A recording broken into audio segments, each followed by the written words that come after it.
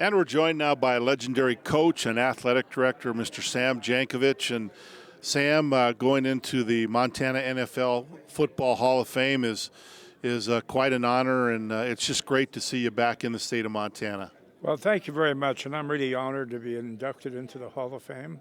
Montana has been a very special part of my life, as Butte, Montana has been, and it's been the kind of the frosting on the cake for me, because everywhere I've been named in their Hall of Fame, but this is something that's really special because it brings me back so many fond memories, as you and I were talking about, some outstanding people who really have made a difference.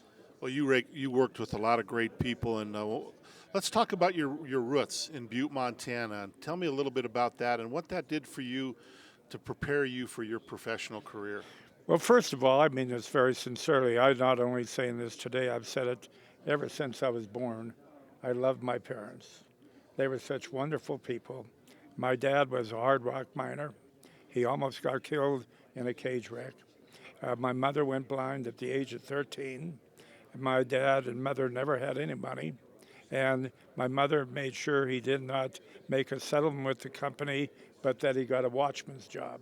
So my dad was a watchman until about he was 68, and then he passed away when he was 87. But they were givers, they were takers. They loved their church, their customs and traditions, and they were very responsible. I had a family that was known as the Vasurevich family that were exposed to athletics their whole lives, and that probably was a major step for me to do what I did. But being in Butte and playing in Butte High and then going on and having the opportunity to be the head football coach at Butte High. And you know what? It's one of the jobs I probably enjoyed more than anything during my lifetime because, you know, one thing, you were at Rocky and now you were at Carroll, and now we're talking about high school football. That's real.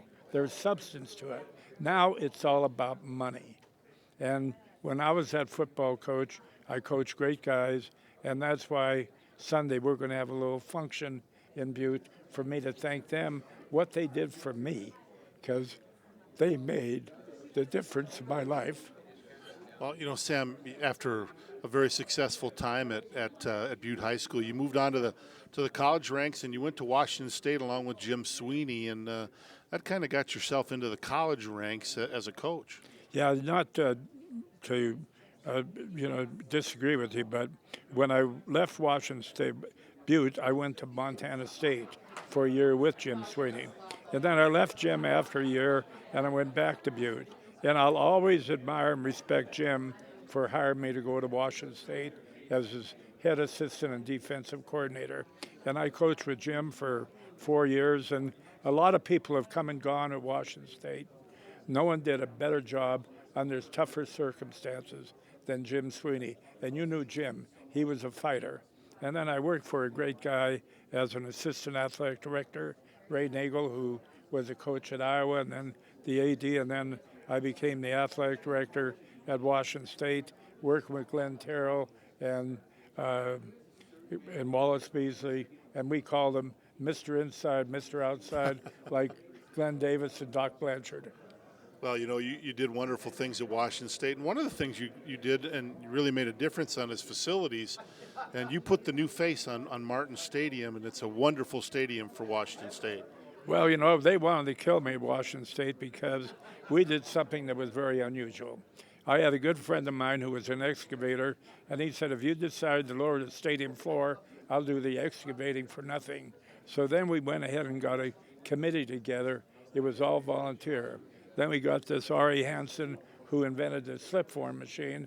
So he'd start a row of seats at one end, go to the other, and we did it all gift in kind. And we brought back all the games to Pullman, where they belong.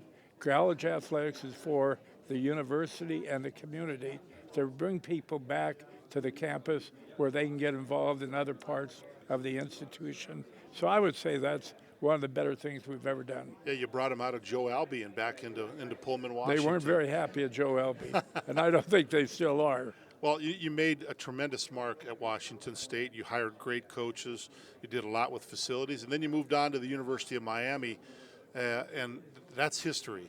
What you did at Miami, you hired great coaches like Jimmy Johnson and like Dennis Erickson, but you put football back on the map at Miami, and you also started basketball. So you had a great tenure at Miami. Yeah, right before I left Washington State, we went to our first bowl game in 50 years. But Miami was a wonderful institution. And as I said before, I was so fortunate in my lifetime. I worked for the right people. And I had a great president. I had a person by the name of Dave Lieberman who headed up the search, and I didn't want to go to Miami. I tried to find every way to turn it down, but thank God I didn't. It would have been one of the biggest regrets because Don Canham, who was the athletic director at Michigan at the time, and Dick Perry, who was at SC, they said the only person for you to hire is Sam, and he can make it to USC of the East Coast. So Miami was a wonderful experience with the great coaches we had, and then also bringing back basketball. And it kind of brought a big smile to my face the other day when Leonard Hamilton beat Gonzaga, because I hired Leonard at the University of Miami as well. I have to ask you a question. Did Jimmy Johnson's hair ever move? Only when he got really mad, and that was hard. Okay. Well, and then you also had a couple years in the National Football League as the CEO of the New England Patriots. Tell me about that experience. Without a doubt, the toughest experience of my life. I always wanted to go to the NFL, and Victor Kiam came, and he was a good friend of Norm Brayman, who was the owner of the Eagles, and he tried to encourage me to go to the New England Patriots. I went with Victor, but I found out that Victor really didn't have the money, and that also Robert Kraft bought the stadium. He owned the concessions, the parking, and wouldn't give Victor any revenue. So what he did, he chased really Victor out, and then he had to sell the team to Jim Orthwine from Anheuser-Busch, and then eventually they sold it to Robert Kraft. So you've done college, you've done high school, you've done the NFL, you've done it all. Give me your thoughts now about athletes these days and what kind of differences we see in athletes. Well, to be very honest with you, I thank God I'm not in sports today because I think it's just way out of whack financially. And if you take you being a Rocky and Carol, you just love the game for the game. In high school football, you love the game.